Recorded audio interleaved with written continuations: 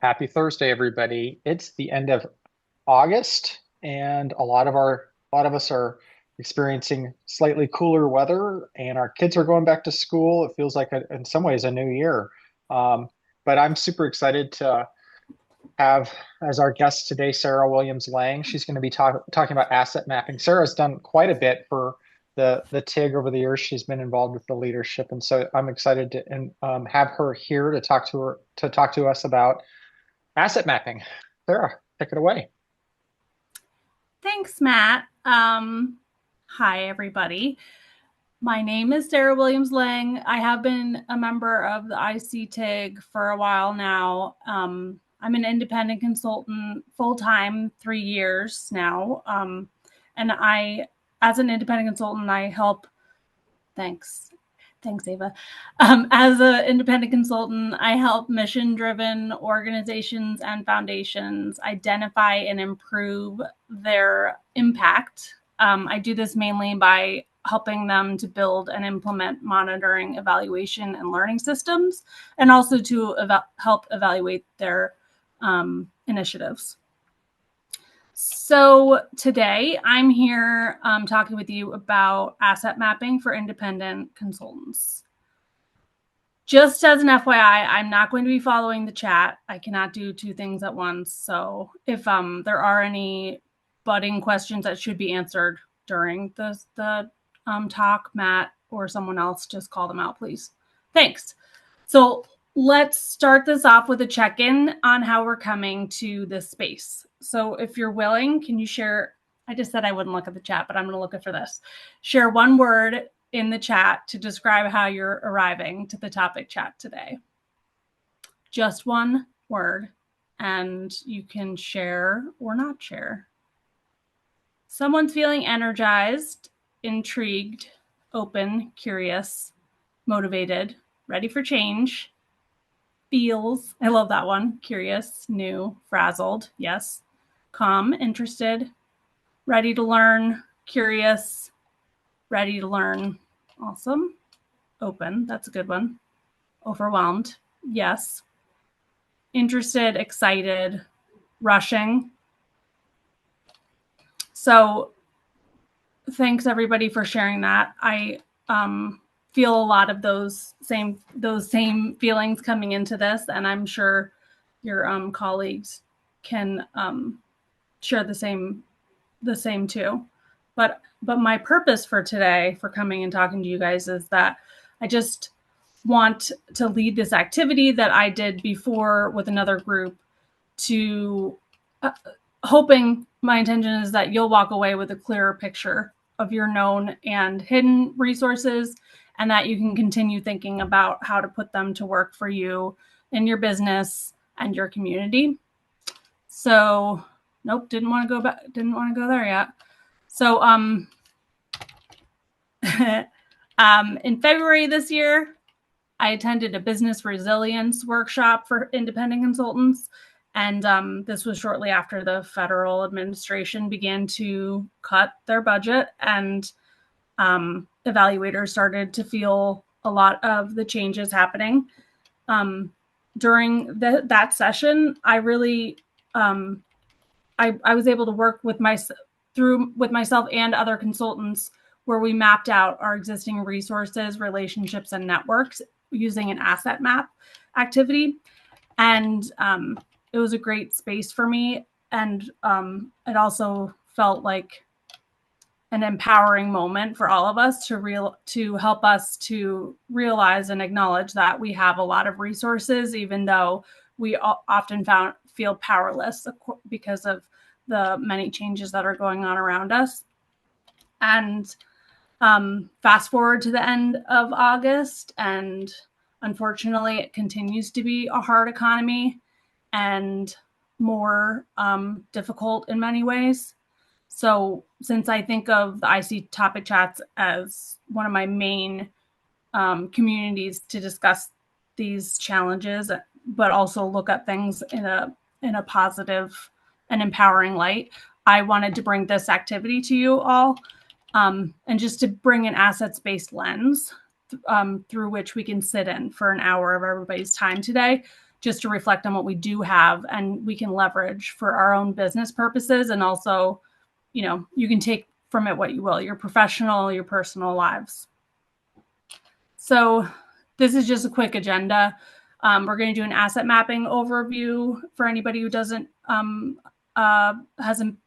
across asset maps, individual mapping, time to do your own individual map, breakouts where you're going to meet with a smaller group and talk about your own findings and then listen to your colleagues.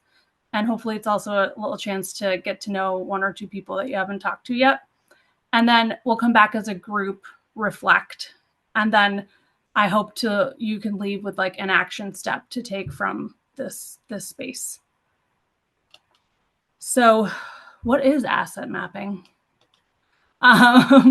It's a tool and a process, ideally, for identifying existing assets within a community and an organization or a network.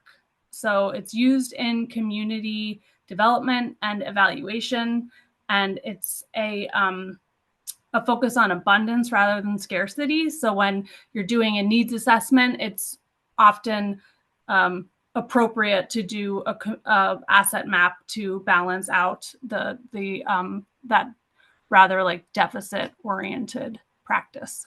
So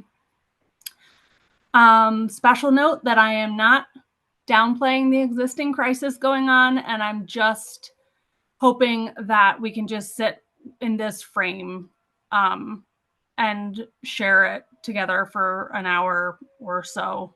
But I know we all know that the crisis exists. So examples, I chose 2 examples of the same initiative so you could see how they vary.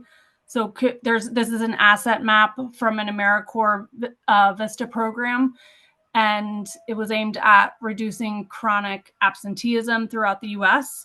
So 2 VISTA members mapped out their community assets for their school. So this included physical space, community associations, wellness initiatives and organizations, the local economy, and also educational institutions and public institutions like the local library, the hospital, the high schools, other schools. And they used this map then to figure out how to leverage existing community resources to create engaging programming for the students at the school that they were working in. And then this is another example from the same AmeriCorps VISTA program where they mapped out individuals in the school, specific individuals like Mr. Blankenship, the school principal, Doug, a garden volunteer. And then the next ring focused on citizens associations that could be, that were connected with the school. And then the most outside ring were local institutions. So they kind of visualize this as what were the most direct resources and people to the school, and then kind of this outward funnel. And again, these 2 are example that like there's all different ways to create an asset map and to visualize it. And there's also numerous ways to categorize assets.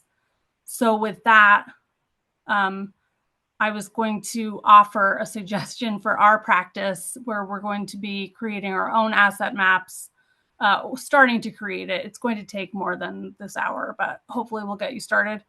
I have 5 dimensions of assets that I suggest, and I'll go over them briefly before we move on to like doing our own work on them. So the first would be people and relationships. These are clients, mentors, collaborators, and connectors that you've worked with, you've come across, you know about. And I have seriously gotten, I think, most to all of my contracts through relationships I've developed along the way There have been no, cold calls to my organization asking me to do an evaluation or an ECB workshop. So, for example, I was waiting to share this because it was going to be part of the presentation.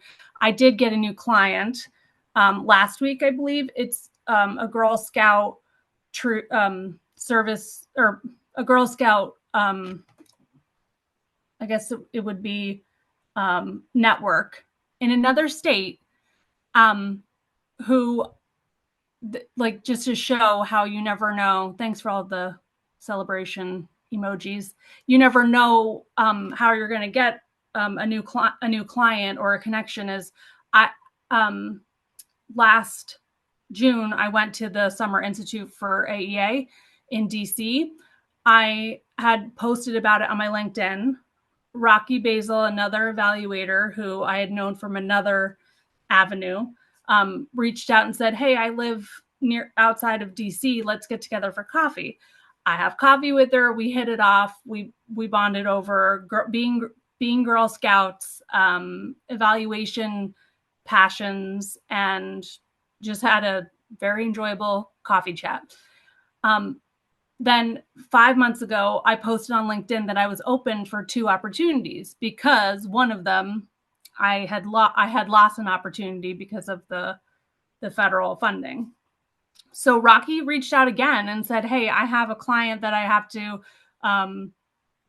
sunset basically because of extenuating circumstances. Can I put you in touch?" And so I got to meet this client. It was a warm handoff, which is honestly the best way to enter into a new client relationship. And I had never intended for our coffee chat to end up being like an opportunity for a new client. But shout out to Rocky. She's awesome. And then another piece about this is the second one would be knowledge and skills. So this is your lived experience, your technical skills, and industry insights. All of you have a wealth of knowledge and lived experience that feeds into how you approach your work. My background's in sociology and public health, and that's fed into my evaluative lens and thinking all this while. And also my different jobs I took, the different employers, the different work styles, all of that blends into my approach, which is different from anybody else's in many ways. So it's what makes you unique. And it's something that you can leverage also when talking about yourself to potential clients or when networking. And I'm also constantly looking for new ways to develop my knowledge and skills in new areas. And I just want to also give a shout out to AEA, because that's a great avenue. I've taken several of their online courses. I just took one in advocacy and policy evaluation. And then I took an arts-based data collection methods course with 2 independent consultants, Maya Lefkowitz and Jenica Nichols. And so, and in those avenues, I also then meet a lot of people who are interested in the same kind of consulting work I do and that kind of stuff. Yeah, advocacy, policy. Somebody gave a shout out. So thanks, Kathleen. And then what's great about it is, like, I directly apply it to my work. I directly apply it to like the systems that I use to implement my work. So then the next part is the next number 3 would be tools and infrastructure. They're the tangible and intangible supports you already have in place that help you do your work. So if you're an independent consultant or a firm, an evaluation firm, owner or consultant, you have a lot of systems going on and a lot of tools at your disposal. And those are all pieces that should be documented and like leaned on when needed. So, and also the idea of an intellectual property, like what you have created in the past is yours. And now we want Sarah to join the APC. I did. I joined it, Kathleen. The APC TIG. the questions I have around number 3, tools and infrastructure, like when you're doing this asset-based mapping activity, is like, do you have existing work that can be turned into a system or used as a template to streamline your work or to market something that you do and do well as a potential offering, um, offering in your business. And then the other piece of this that I always keep on reminding myself is, do you have a lot of emails that are sitting around and waiting to be organized into a mailing list and send out an email update or a newsletter? That's what I've been grappling with now. So number 4 would be place-based assets. These are community connections, geographic expertise, and networks. I've created many over the past 3 years in geographic regions where I'm already working. And because I wanted to stay more local as while my kids have been young. And also it is easier to kind of get to know the lay of the land and travel by word of mouth when you're in specific circles. Um, and then and then for personally, I had written down during this activity what keeps me sane, which is I go to my local gym 3 times a week. I've gone for over a year, and it's been definitely super helpful. And then my local library, I love and covet, and try to give back when I can, and also like go to a lot of their programming for my kids, and they have adult programming too.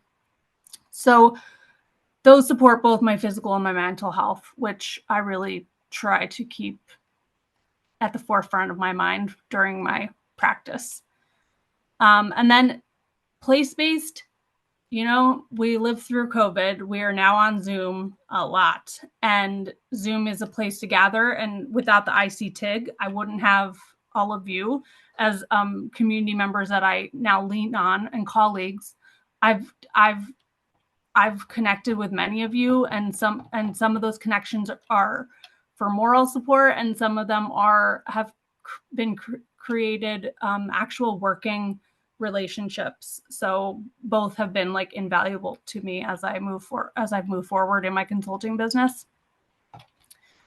And then finally, and then another plug is LinkedIn, which, yes, Lauren, same. LinkedIn I've learned to love it. I don't like social media. It drains me. However, LinkedIn, now that I've followed the right channels and the right groups, has now become another spot that I go to share my support for others, get really interesting knowledge tidbits from my colleagues, connect with potential clients. Not as much, but I think it is somewhere that they will likely go to look into thought leadership and that kind of stuff. And then the last piece would be values and identity. Your culture, language, passions, lived values. So assets are not only material, and they can be all about your resilience, all about your family wisdom. It's everything that makes you you. So if you haven't done it yet, there's a core values clarification worksheet that I'm going to add to the chat. And of course it didn't. I'll put that in a little bit because it didn't copyright from my notes. But here are some of my values. I've culled them down to about like 5 top values, but these are the values that I come back to and kind of reflect on, and like, am I living up to these values in my work and in my professional and personal life? And I revisit the value practice sheets like every once in a while, or I do a new type of one just to make sure that I'm like thinking about it. It's conscious and forefront in my practice. And let me see. So So yeah, so that's what I have. I was thinking what we could do next is spend about 8 minutes where you're all working on your own asset map and working on at least two of those 5 dimensions that I suggested, or make up your own and be as specific as possible. Like add the names, the tools, the experiences, the qualities that you want to really identify for as yours. Try not to peek at your resume or CV because that will just be something you can use to fill in what you forgot. And it will also help you think outside the box if you don't use your resume or CV right away.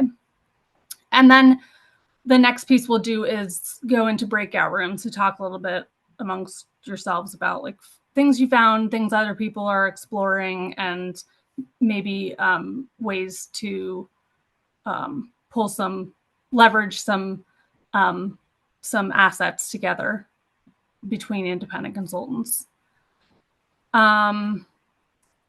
Matt, I think I can turn it over to you if you Just, want. yeah, so we're doing this a little bit differently today, everyone. And we are still recording. I'm about to stop it, but I guess at this point, is there any, because I'll probably stop this recording and we'll do the rest of this without the recording. We're not going to come back and talk about it. So we're going to spend some time independently writing these things down, and you're going to put those prompts back up for us, Sarah. Yeah, And let then me do that. and then so anybody on YouTube, take a look at this because you can do this independently on your own. Obviously, you won't have the chance to chat about it because we're doing this live. Um, anyway, and then at a certain point, if you want me to start a timer, I can start a timer, and then I've got 8 rooms, and I'll randomly assign people to rooms for them to sit and chat about their experience, and then we'll set a timer for us all to come back. Is that how you're thinking about it, Sarah? Absolutely. Um, and I did put here's my contact information in case I'd love to see people's maps if you're willing to share them or just like to share your reflections. It would be awesome, and just to connect with me if you haven't already, because I see some new faces to me at least in this meeting. Okay, so just for all of us, while we're still recording, just walk through what we're about to do for you said the 8 minutes of like reflection. So Yeah. show us the map and talk us through this one more time. Okay. So you can grab your local Google Doc or your local whiteboard, um, or a piece of paper and colored pencils, and draw start drawing a map. You can incorporate pictures, symbols, what have you, and write out your existing assets under these 5 dimensions. I'm going to just suggest two for right now because we're only going to do this for about 8 minutes. And then we could do the breakout rooms for about 10 minutes and then come back and like just talk as a group. So it's basically just try to do this with your own in your own thoughts, and see what you come up with. And you can always complete the activity on your own outside of this hour. Great. Well, Was that helpful? Did that make sense? yes. And I'm gonna stop the recording now. So everybody out in YouTube land, we'll see you guys later. Everybody else, we're gonna go into the reflection period for about 8 minutes. I'll set a timer. Okay.